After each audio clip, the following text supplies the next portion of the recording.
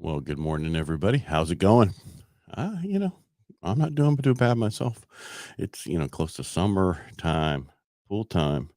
Now that we have one, it's a great time. Last year it wasn't, but it'd be all cabin time. But now we have a choice. It's just me today. Mike Kelly is still camping. And he's like, I only have one bar. I'm like, that's pretty sad. We have to go to the same bar all the time. Anyway, that's pretty much what he does here anyway. Pete Wetts first. All right. So shocking news today. I mean, what I mean by this is the bond market is not reacting the way that we all thought it would react with the CPI numbers who came in yesterday, lower than expected. PPI numbers came in today. Again, another thing lower than expected.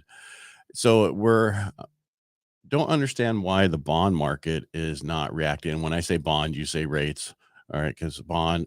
Okay. Anyway, uh, so we were looking at the numbers, and the consumer price inflex for inflation yesterday came in. This is what we were looking at. 4.9 year over year, 5.5. The market was expecting certain things. Well, where are we at with my bond? I have too many banners here today.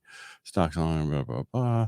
Headline. All right. So this is yesterday. Bonds sold off, even though this happened, and everybody's going scratching their heads, going, why is the bonds reacting this way yesterday? Well, they're doing the same thing today with the favorable PPI report.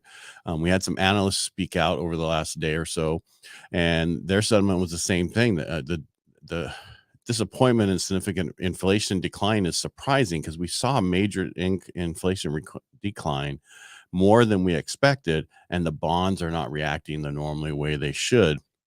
I mean, if you look at the CPI numbers from yesterday, the shelter costs heavily impacted those.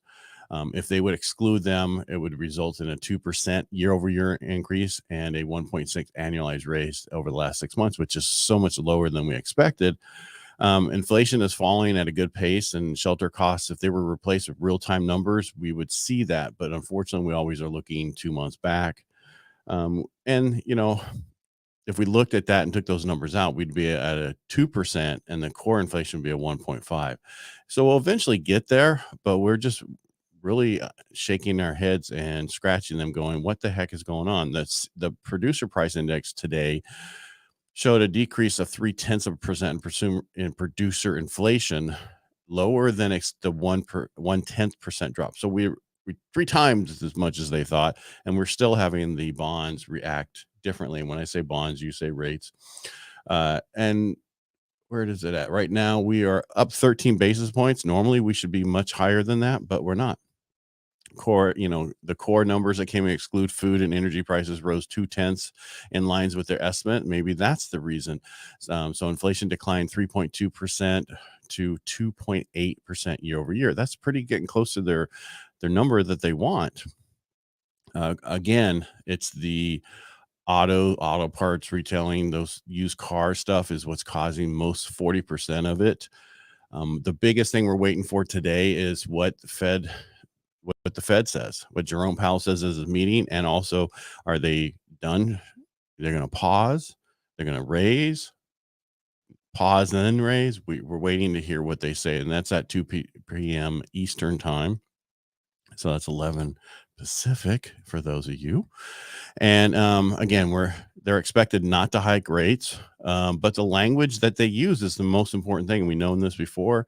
Attention is going to give to what their new projections are, the Fed funds rate, that kind of stuff. And I know we all know this, but we're all, again, shocking, not understanding what's going on with the bond market reacting the way it did. And like I said, when I say bonds, you say rates.